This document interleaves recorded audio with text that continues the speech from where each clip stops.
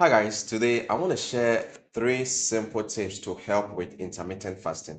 Intermittent fasting has taken the world by storm because there are so many benefits to it against metabolic syndrome, cancers, weight, reproductive issues, mental disorders, and so forth. The only drawback or challenge is that you might feel hungry and attempt to eat, which destroys the very purpose of intermittent fasting. So I want to go over 3 ways or 3 tips that you can do to control your hunger when fasting. So make sure you stay tuned to the end.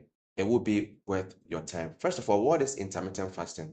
It is simply a time restricted eating where you eat all your meals within 4 hours. So you have a 4-hour feeding window and you fast for the rest of the remaining 20 hours. Some also eat within an 8-hour window and fast for 16 hours. Others even go fasting for the whole 24 hours or even several days. And so for many who are just beginning to do intermittent fasting, when you say you are fasting until you feel hungry, you have not really started fasting.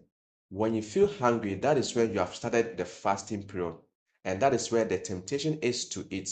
And you have to say no. So we want to go over how you can control hunger to help with intermittent fasting.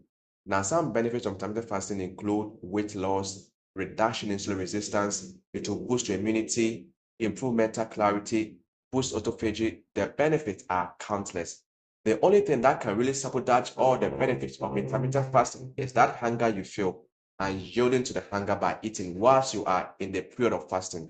So let's go over these 3 simple tips to help achieve the very purpose of intermittent fasting. Number one is the first thing is to understand the phenomenon of hunger and debunk the misconception that for most people who have never missed a meal in a day, they think that the longer you go without food, the hungrier you will get. And that is not just how it works. Hunger is not linear. It is not a constant, but actually habitual.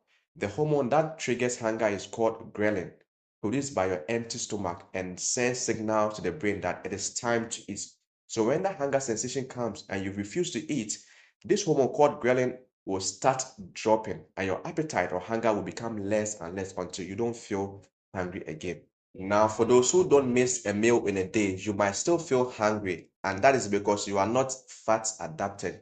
If you are fat adapted, your body will begin to break down your fat storage to produce fuel or energy, and the hunger will go away because your body is now feeding on your fat. But if you have low energy, you lose focus, you get mood swings, you become irritable when you miss a meal, that simply means you are not fat adapted. Your body doesn't have the metabolic flexibility. It doesn't know when to get fuel from your fat when you don't eat for a few hours because it is being used to being fed every time. It has become lazy and that is not a good thing. So the point is the hunger you feel is not constant. It will come and go. It won't increase if you ignore it. And you're not going to die if you don't eat for hours, a day or two. And of course, you may feel a little bit anxious and fear can set in because there is a certain survivor tied to hunger, but you won't die. Again, it is important to note that fasting is different from starvation.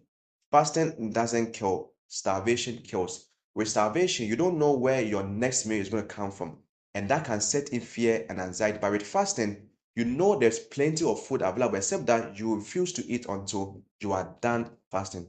So the more you ignore the feeling of hunger, the easier it will be for your body to become more fat adapted as your body now learns to feed on the fat storage instead of glucose. So now that you know that hunger is nothing to worry about, we move on to the second tip, and that is number 2 is to make the ride a little bit smoother for you. The next thing you need to do when you are doing intermittent fasting or just fasting is to drink electrolyte fluids. When you fast, your insulin levels go down because fasting is one of the great ways to reduce insulin. And insulin holds on to sodium and other minerals when you are fasting. So you can expect sodium and the other minerals to go down as well, but you need these minerals like potassium, sodium, magnesium, and others to control hunger. Also, fluids go with minerals. So as you are losing this electrolyte, you also lose fluids. So drinking plenty of fluids has 2 purposes. Number one is to make sure you restore the fluid you have lost. And secondly is that the fluid makes you less hungry. And the best drink is obviously water. Other fluids will include the herbal teas, green tea, and coconut water. Coconut water is very good because it has both water and this electrolyte, but it also contains some amount of carbs. I really don't want that. So a little bit of that with water will be okay. Now, the third tip is During your eating window, it is better to start with the leafy greens. These leafy greens contain the only carbohydrate, that is the fiber, that do not spike insulin or sugar, and then follow up with a very low carb diet like the protein and healthy fat meal. You see, carbs act like drugs. The brain has opioid receptors that can be stimulated by things like sugar and makes you eat more or feel hungry the more. You see, carbs are less satiating in making you hungry because it will increase insulin and prevent fat burning and blocks the hormone called leptin. This hormone is a satiating hormone. It sends signals to the hypothalamus that you have had enough to eat so that you don't feel hungry again. Therefore, carbohydrate blocks this effect of leptins. So the lower the carbs, the more you break down your fat to produce ketones, which is a better fuel than glucose for the brain and the body.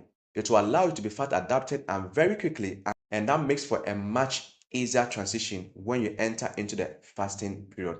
Now, for your bonus points, meditation or prayer during the period of fasting can be a very powerful exercise to control hunger, mood, and so forth. All right, I hope these three simple ways were beneficial to you. Kindly give us a like, comment below, and share this with all your loved ones. If you have not watched my other video on what happens to your body when you fast, I'll put that video right up here. Check it out right now. God always wants you healthy, your health, your life. And I'll see you in the next video. God bless you.